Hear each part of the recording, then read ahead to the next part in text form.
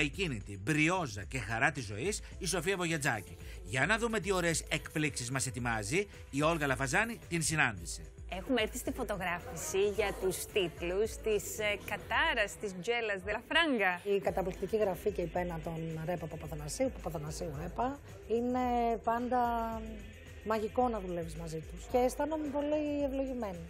Είμαι η Δολοπλόκα, αδερφή Καραμαζόφ. Θα μιλάω με ρώσικη προφορά. Είμαι η αδερφή Καραμαζόφ. Μη γελάς. Γιατί γελάς. Το κλειδί όλο είναι ότι σε αυτές τις χώρες που έχουν πολύ κρύο, αν προσέξεις, όλες οι γλώσσες είναι σφιχτές. Δεν ανοίγουν πάρα πολύ επειδή έχει κρύο.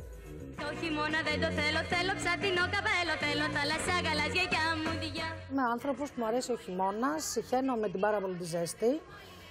Μου αρέσει το καλοκαίρι γιατί μου φτιάχνει τη διάθεση, αλλά το καλοκαίρι θέλω να είμαι ή μέσα σε μια θάλασσα μόνιμα ή κάτω από ένα air condition. Σοβαρά. Αρρωσταίνω με τη ζέστη, αρρωσταίνω. Εντάξει. Σε δουλειά που δεν άναβε το air condition και παραπονιόμουν και έλεγα δεν αυτό, όλοι παραπονιόμασταν. Αυτό και φύγα. Δεν θα αρρωστήσω, δηλαδή γιατί πάνω απ' όλα η υγεία μου. Δεν είναι εντιβισμός ούτε παραξενιά. Κοντά στο θα βρω πληξία. Ναι. Μετά από πόσο και δηλαδή δίνεις ευκαιρίες ή κατευθείαν είπες, ξέρεις. Δίνω ρε παιδί μου. Μία, δύο, την τρίτη δεν έχει. Την τρίτη χαίρεται. Είσαι αγχώδης άνθρωπος. Ναι, δεν είμαι και ο πιο χαλαρός τύπος που θα σου τύχει. Ναι.